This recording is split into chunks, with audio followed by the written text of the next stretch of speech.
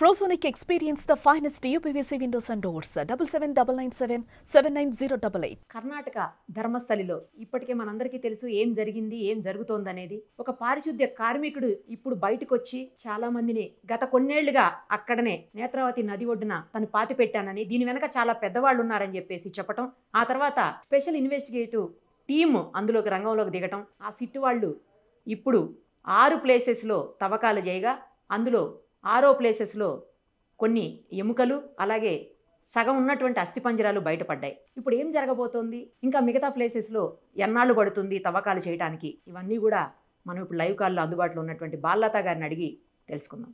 నమస్తే అండి. నమస్తే అండి. ఏదైతే ఫస్ట్ నుంచి చెప్తున్నాడో పారిశుద్ధ్య కార్మికుడు, అతను చెప్పిందే నిజమేమో అనేటువంటి పరిస్థితులు ఈ రోజు కనిపిస్తున్నాయి. చాలా ప్లేసెస్ లో శవాలకు సంబంధించినటువంటి అవశేషాలు ఏవైతే ఉంటాయో అవన్నీ కూడా బయటపడుతున్నటువంటి, 2 చోట్ల అయితే స్కెల్టన్స్ కూడా వచ్చాయని చెప్తున్నారు, కొన్ని చోట్ల బోన్స్ కూడా ఐడెంటిఫై చేశారు సిట్ వాళ్ళు. సో మీరేమనుకుంటున్నారు? ఎందుకంటే గతం నుంచి కూడా మీరు దీని మీద స్పెషల్ గా చూస్తూ ఉన్నారు, అబ్జర్వ్ చేస్తా ఉన్నారు, జరుగుతున్నదంతా కూడా. మీరు చెప్పండి, ఏమనుకుంటున్నారు? ఇప్పుడు అతను చెప్పిందంత నిజమే అనుకోవచ్చు? అంటే కర్ణాటక ప్రభుత్వం జూలై 19వ తారీఖున దీనిపైన డీజీ ర్యాంక్ అధికారితో సిట్ వేసిందండి. ప్రణవ్ మహంతి అనే చాలా పెద్ద ఆఫీసర్ అన్నమాట.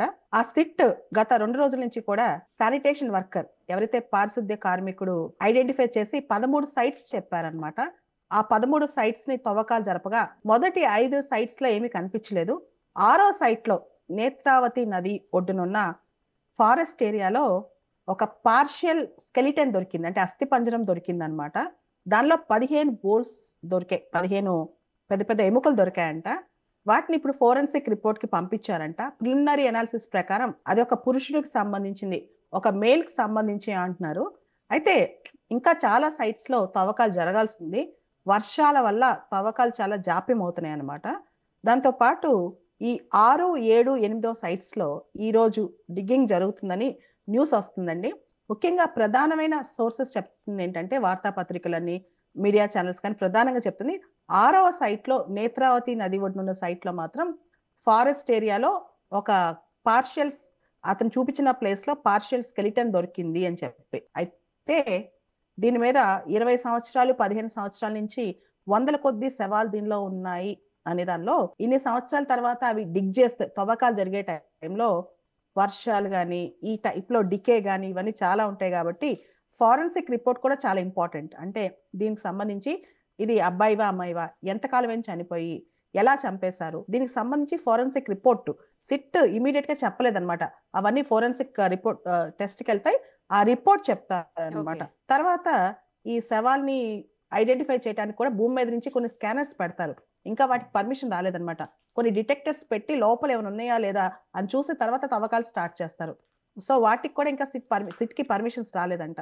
సో వీటన్నిటికీ కాస్త టైం పట్టే అవకాశం ఉంది. అంటే సో అతను చెప్పింది నిజమేనా అనుకోవచ్చా అండి, లేకపోతే నేత్రావతి నది ఒడ్డున పవిత్రమైన స్థలం కాబట్టి అక్కడేమన్నా చనిపోయిన వాళ్ళని పాతి పెడితే అవి ఇప్పుడు బయటపడుతున్నటువంటి పరిస్థితి ఉంది అనుకోవచ్చా? అది పూర్తి స్థాయిలో మనం చెప్పలేమండి, ఎందుకంటే స్పెషల్ ఇన్వెస్టిగేషన్ టీం కూడా దీని మీద ఏం మాట్లాడలేదు. అయితే కర్ణాటక ప్రభుత్వం మాత్రం గత కొంతకాలంగా ఎవరైతే మిస్ అయ్యారో, గత 20 సంవత్సరాలుగా కర్ణాటకలో ముఖ్యంగా ఆ ప్రాంతంలో మిస్ అయ్యారో మిస్సింగ్ కేసెస్ అన్ని వెలికి తీసి వాళ్ళు ఎలా మిస్ అయ్యారు, వాళ్ళు దొరికారా లేదా అనే దాని మీద మాత్రం కర్ణాటక ప్రభుత్వం సీరియస్ గా ఉన్నట్టు అర్థమవుతుంది. కాబట్టి ఒక తల్లి డాక్టర్ అయిన తన కూతురు ఈ ధర్మస్థల ప్రాంతానికి వచ్చినప్పుడు ఆ ప్రాంతంలో కూతురు మిస్ అయిపోయిందని చెప్పి, నా కూతురు అట్లీస్ట్ ఆ అమ్మాయి అవశేషాలు ఎక్కడున్నాయి, అమ్మాయి అస్థిపంజరం ఎక్కడుందో కూడా నాకు కనిపించాలి అని చెప్తుంది అనమాట. దాని తర్వాత ఈ శానిటేషన్ వర్కర్ కూడా చాలా పెద్ద వాళ్ళు ఇన్వాల్వ్ అయి ఉన్నారు, నా పైన ప్రెషర్ పెట్టి పాత పెట్టించారు, కాబట్టి వాళ్ళ ఆత్మలు ఇప్పుడు నన్ను వెంటాడుతున్నాయి, వాళ్ళకి శాంతి కలగాలన్నా, నా మనసు శాంతి కలగాలన్నా నేను వీటిని బయట తీపిచ్చాలి అని చెప్పి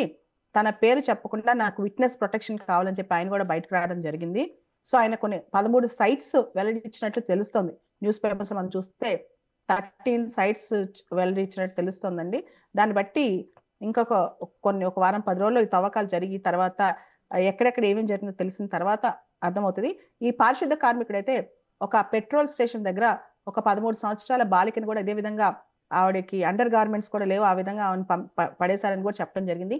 ఇవన్నీ కూడా ప్రూఫ్లతో సహా బయటికి రావాలి. దీనికి కొంత టైం పట్టే అవకాశం ఉంటుందండి. ఎస్, ఒకవేళ అదే నిజమైతే ధర్మస్థలం అనేది చాలా పవిత్రంగా చూస్తాం మనందరం కూడా. అది కాస్త అధర్మస్థలగా మారుతుందా అనిపిస్తోందండి. ఇలాంటి సమాజంలో బోల్డ్ చోట్ల జరుగుతున్నాయండి. కొన్నే బయటకు వస్తున్నాయి.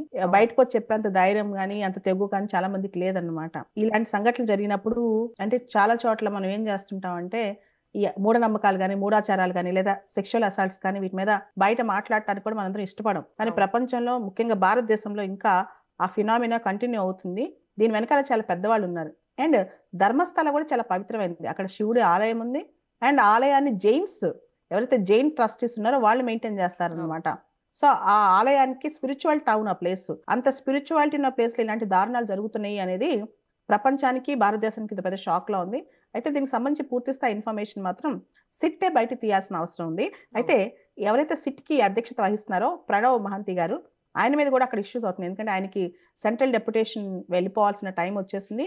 ఆయన ఉంటారా, సిట్ ని పక్కన పెట్టి ఆయన వెళ్తారా, సిట్ కి ఇంకో అధ్యక్షుడు వస్తారా అనే దాని మీద కూడా ఇప్పుడు చర్చ అవుతుందండి. సిట్ కి వేరే ఆఫీసర్ వస్తారని చెప్తున్నారండి. అది చెప్పలేమండి. ఎందుకంటే ఈయన కంటిన్యూ అవుతారా, ఈ ఇన్వెస్టిగేషన్ అయ్యేంత వరకు ఈ ప్రణవ్ మహంతి గారు కంటిన్యూ అవుతారా లేదా కొత్త ఆఫీసర్ వస్తారా అనే దాని మీద కూడా ఇంకా కర్ణాటకలో చర్చ నడుస్తోంది. 1998 నుంచి 2014 వరకు అన్ని సంవత్సరాల పాటు అతను ఎలా ఊరుకున్నాడు, కామ్గా ఎలా ఉన్నాడు ఈ పారిశుద్ధ్య కార్మికుడు? ఇప్పుడే ఎందుకు బయటకు వచ్చాడు? జరిగిపోయి కూడా అంటే అతను చెప్పిన కథనం ప్రకారం అతని ఫ్యామిలీని బాగా బెదిరించారని చెప్పి, అతనికి థ్రెట్ ఉందని చెప్పి, అదే విధంగా అతని ఫ్యామిలీలో కూడా ఒక అమ్మాయికి ఇలానే జరిగిందని చెప్పి 2014 నుంచి మొన్నటి వరకు కూడా అతను పారిపోయాడని, కర్ణాటక పక్క రాష్ట్రంలో దాక్కున్నాడు, కానీ ఆత్మలు అతన్ని వెంటబడుతున్నాయి, మనశ్శాంతి లేకుండా ఉంది కాబట్టి నిజం చెప్పడానికి వచ్చానని చెప్పి ఇప్పుడు చెప్తున్నాడు అనమాట.